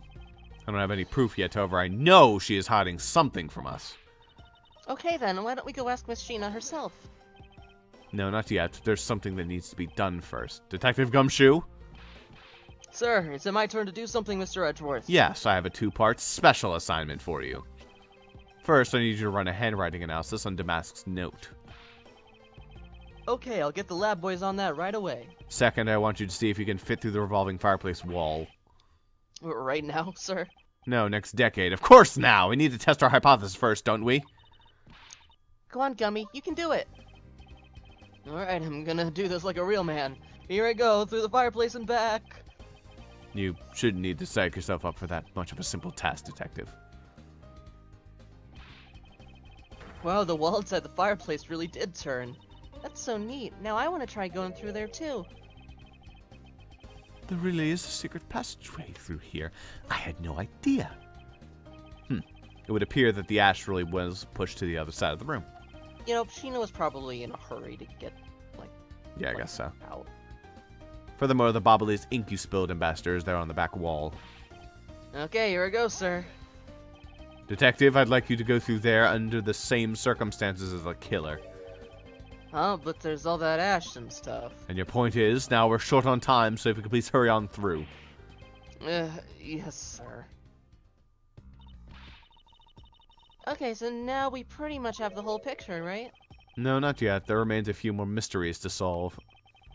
Such as the Yadagrashu's whereabouts, the other smuggling ring members, why your clothes have enormous cuffs. Look who's talking with your fucking cravat, asshole. Okay, well, my cravat at least fits. Your cuffs are like impossible levels of clothing. Well, I mean, at least they're stylish. Can you imagine her like unraveling those and like covering her whole arm? Just like, yeah, that's right. look real dumb. The two weapons that made it across the border became misused stole 7 years ago. In fact, we haven't figured out a thing regarding how misuse is related to these embassies. Mr. Edgeworth. A number of pieces connect in a very complicated way in this case. It's almost enough to make one completely mentally exhausted. What are you saying, Mr. Edgeworth? This case is long as shit, Kay. Yeah, no kidding. Do you see the message Emily sent the other day about like how we're barely in it at all? Are we on like thought the you were- middle at least? Okay, so we are about to finish, middle 2. There is middle 3, end 1, end 2, and end 3. Okay, well, presumably end 1 through end 3 are probably a little bit faster. I would hope so. Although, they've been really hyping up this end 2 thing for a while, so I don't know. I thought you were the one who said it's easy if you follow the leads. Listen. Huh. Was that supposed to be an impression of me, Emily? If it's info gathering you need, Gummy and I can help with that. Then all you'd have to do is show off your fancy schmancy logical deductions. Show off? Does it seem like I'm being boastful when I do this? Let's not overcomplicate matters, okay, Mr. Edgeworth? You've been so focused like a laser on only what seems strange and out of place. It's no wonder nothing's clicked and we haven't unlocked anything yet. But if we think things through calmly, the answer should come to us. Okay. That's the sort of thing I say to myself when I'm practicing how to unlock padlocks, you know? That is something that I hope practice doesn't make one perfect for your sake. Yay, looks like you're back to your straight-laced self again. Hey, Mr. Edgeworth, I'm back, sir. Yes, I can see that. Good work, Detective. What was the point of that? Looks like you could use that fireplace like a door, sir. Are you alright, Gummy? I'm okay, just a bit of ash and dust, that's all. Your jacket has gotten quite possibly filthy. I see the hem has practically turned black. Didn't want to draw it, sir. I understand. Yeah, well, quite a bit of the unburnt ink got on it, sir. I see. Thank you, Detective. You did a fine job. You know, I think back to some of the earlier sessions of my campaign, Scenes like Palmer running off and crying while Brianna walks over and hands him her stone and hugs him. Yeah. If that was like nowadays, I totally would have arted the shit out of that. That whole scene just had no art. And it was fine too. Is the thing. It was it was still really good. So, you know, I guess what it comes down to it, art is nice. Yeah, but it's not necessary. Always. It's not a requirement. No. Yeah. I'll have him pay the cleaning bill for the trench coat. What? Oh no, sir, I could never. This is just my old coat, sir. If it was a coat I actually cared about, then I'd get it cleaned, but, you know. I see. Very well then, as you wish. So because Gummy was able to climb through the fireplace, we know it can be used, right? Yes, but that's not all we learned. We actually learned one other important fact. And that is? I will have to explain it to you later. Right now, we need to deal with the handwriting analysis. Detective Gumshoe. Yes, sir, I'll be back before you know it. That was actually funny, this animation turned around and he just, like, slides off screen. Yeah. But also, to go back on that point, to be fair, if I had done the Tina gets stabbed scene with Ukube, I don't think that would have worked as well if I just flipped Tina's tile over. Like, oh Yeah, no, she got stabbed, guys. Look at all the blood everywhere. Yeah, that's fair. I mean, there's definitely a lot of things like that. There are times where art is nice. Yeah. I mean, like, what is there, like, in my campaign, is there anything I really, like, would have arted that I didn't? I might have done better art for the, like, the slaver ship. Things that I would look at are scenes where characters would have specific facial reactions that are very, like, stark contrast to how their normal tile is. So when we were walking through that creepy underground torture lab, maybe it would have been cool to see the characters have different facial reactions, but not necessary. That was actually kind of intentional. Like, the way I made that very bare bones on the visuals. I wanted that to be very theater of the mind. That's fair. I had the map there just to sort of represent, like, yeah, this is, like, the layout of the room, and these are where the notes are, but that's it. I wanted most of the attention to be towards the detail of the notes and just imagining, like, that fucked up shit. Nice. And not so much focusing on what things looked like. I mean, it worked, so that's cool. Yeah. Maybe later on we can have just a picture of Azzy just sitting on his bed being like, boy, I'm fucked in the head. Let's go back and wait in the Theater Neutralis along with Agent Lang and Agent Sheena. There's a coffee stain on my table that I really need to get a cloth and wipe. Well, we're at middle 3 now. Oh, we at? Nice. Oh, so every time there's a save point, that's when you hit. Okay. Yep. All right. Well, that's going to be an episode. We're going to do more, but I'm going to call that an episode because I think that's a good time to stop one. I mean, going at the current rate, let's say we started at like 10:30. That's about an hour and a half. Hour 48. Yeah. Hour 48? Okay. So, I mean, like, It's possible we could finish. we have to do 4 more effectively. Let's just assume that there's no real credits. It's just like end 3 and that's it. We probably won't finish tonight unless we pick up the pace and they're shorter. We'll see. But I'll be back. It's fine if we don't finish. Bye, everybody. See you for the next episode. Bye.